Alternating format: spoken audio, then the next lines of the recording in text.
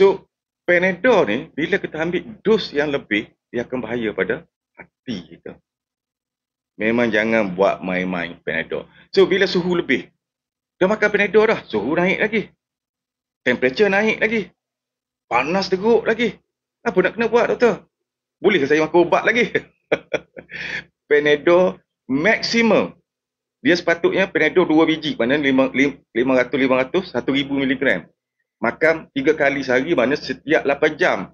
Maksimum diizinkan Panadol ni setiap 6 jam, 4 kali sehari. Tapi kalau panas juga boleh saya nak tambah? Tak boleh. Tak boleh.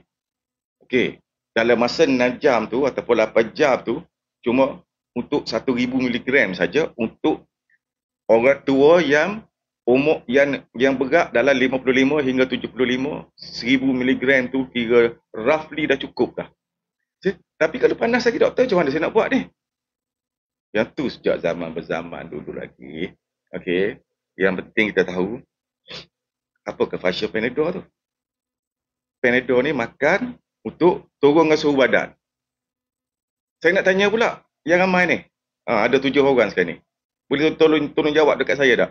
Antara Panadol, Panadol ni untuk turunkan suhu badan. Okey, kita makan dia. So, untuk turunkan suhu badan, mana cepat? Panadol dengan air. Panadol dengan air. Yang mana cepat untuk turunkan suhu badan? Air. Kita makan Panadol, dia nak berjalan dalam sistem tubuh kita kurang masa 15 minit.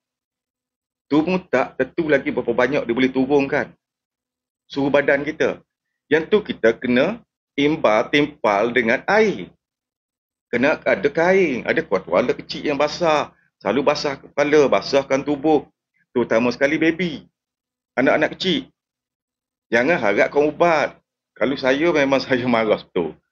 Ni ibu pemalas ni, tahu buat anak, saya kata.